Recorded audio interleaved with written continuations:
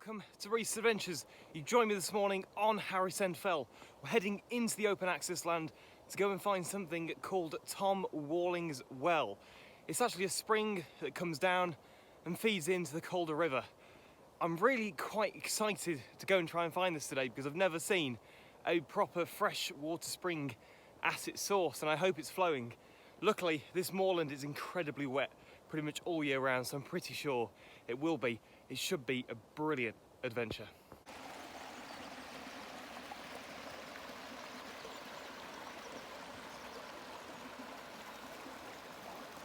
Now, I was hoping just to walk straight up this track and sort of get on with the adventure, but I've just spotted something which I think should be highlighted to the camera. This is a 2-pack of instant lumpwood charcoal, which has been left here just lying in the grass at the side of the road. Obviously, whether people have been up here with this, lighting barbecues or not, I don't know. It's extremely stupid to be using any sort of instant barbecue, any sort of fire on this moorland, because it's all bracken and it just lights insanely well as soon as it gets a tiny dry spell. But then to actually litter the bag as well here, I just don't understand why people do it. It does baffle me, it really does. What we're going to do is we're going to take that, put it in my rucksack and dispose of it properly.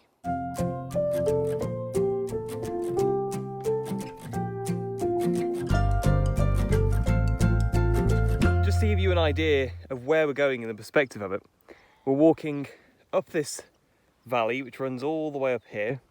We're then traversing over that back section here. We're going to head all the way along that. And then there's another valley. We're not dipping down into that, we're going round the back of it. And then you can see that far valley right in the distance. That's where Tom Walling's Well is.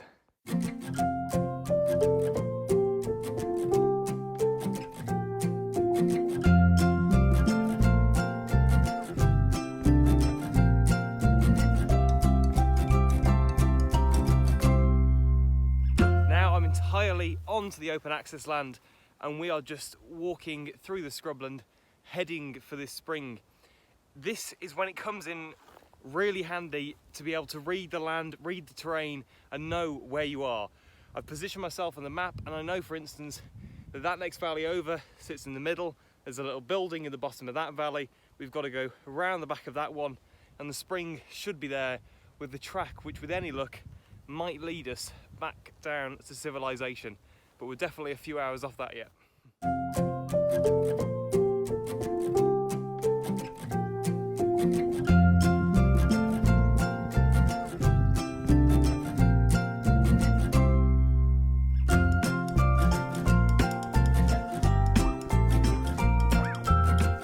It's such an idyllic little pond, the one behind me, and it's so untouched as well. If you saw the water there, it is crystal clear. And there's a few plants in there, a few insects, and that's pretty much it. It's just such a biodiverse little piece of water. And all because it's just entirely left alone, because I'm pretty sure no one ever comes up here. There's not really any tracks, there's not really any evidence of footprints, and it hasn't rained that much recently as well, so if anyone had come up here, there'd be a good chance I'd be able to see it. But it's just so beautiful.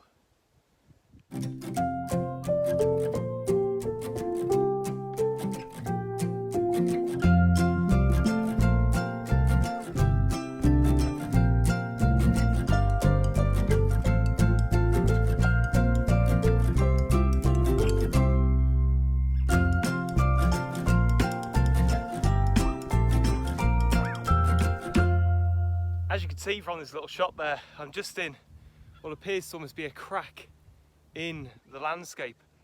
It's quite deep on either side. As you can see, it's about 1.5 meters up here. But there's loads and loads of these things now, and it is taking a lot of work and effort to get across this landscape. I mean, it is just extraordinary up here, but it is so hard going. I haven't walked anything like this in a long time, where it's just this barren. But it is well worth it, and I can actually see where we're heading now for the spring too. It is in sight, so yeah, This is a brilliant walk, but God is it hard.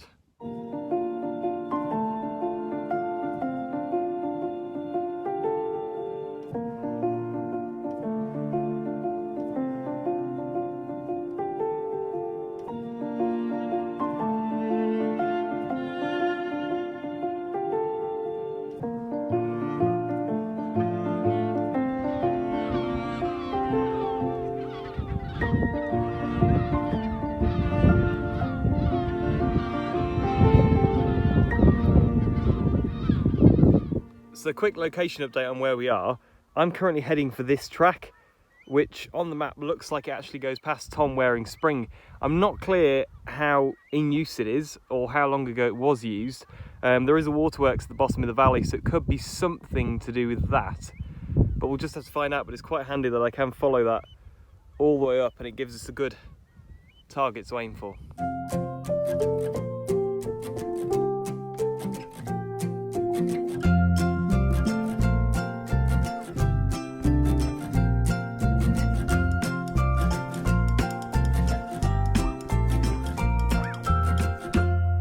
I did fear this could happen at some point. This is quite a big gully that runs all the way through here, and I've got to get over there, over to the other side of it. It doesn't quite look as steep on camera as it is in real life, but it's definitely going to be my first proper challenge on this walk.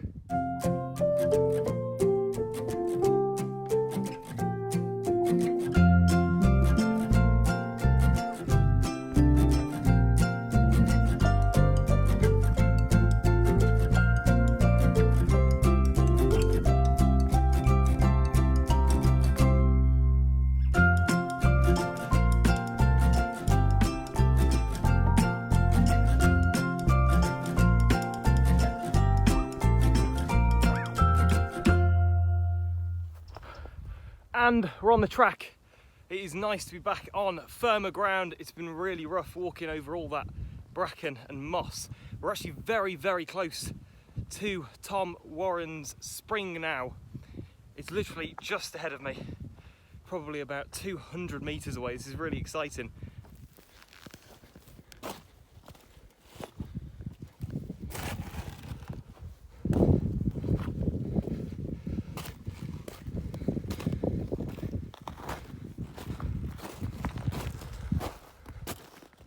It's taken a lot of deliberation. I've been here for about half an hour searching now, and it seems seconds on film. But I'm pretty sure this is the spring. Now, the reason I say pretty sure is because there's actually no water coming out of it, which is a bit of a shame, because if there was water coming out of it, I could definitely go, this is it, we found Tom Waring's Spring. But I'll show you why I'm pretty sure this is it.